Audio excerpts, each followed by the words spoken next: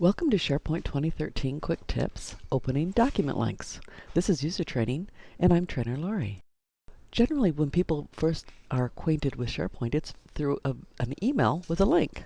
And so in this case, this is what the email might look like. And all you have to do is click the link to open the document in a web app. But before you do that, you might want to think about, how am I going to open this document again? How am I going to find it again? And unless you want to dig through your emails to find this link, you might want to click Follow the Document to get updates in your newsfeed. That means it will keep access to the document in your newsfeed so you can find it again and again. I'll show you what that looks like. You might also see a link that just looks like this. I call this the down and dirty link, and we have that option as well. Sometimes if you already have the email open and somebody just wants to share a link, it might look like that. So we have two options, the pretty link and the down and dirty link.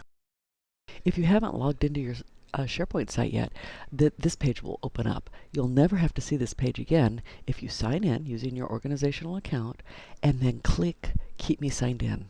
You'll probably never have to sign in again if you do this, so you won't see that again. Then it opens the document in the web app. In this case, it happens to be a Word web app. And this is where people get frustrated, because if I click and try to make a change here, I find out I can't edit. So before I can edit, what must I do? So if you look up here, you'll see a really good hint. You simply click Edit Document, and you have two edit options. When you choose either option, it allows you to co-author this document.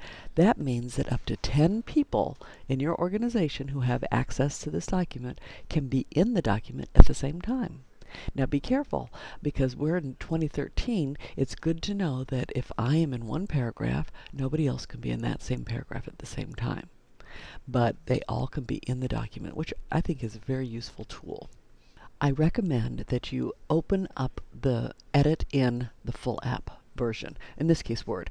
If you edit in Word, you'll have the full functionality of Word. Look at this, all the tools, all the toolbars. If you're in the web app, it'll be an abbreviated version, and you might get frustrated.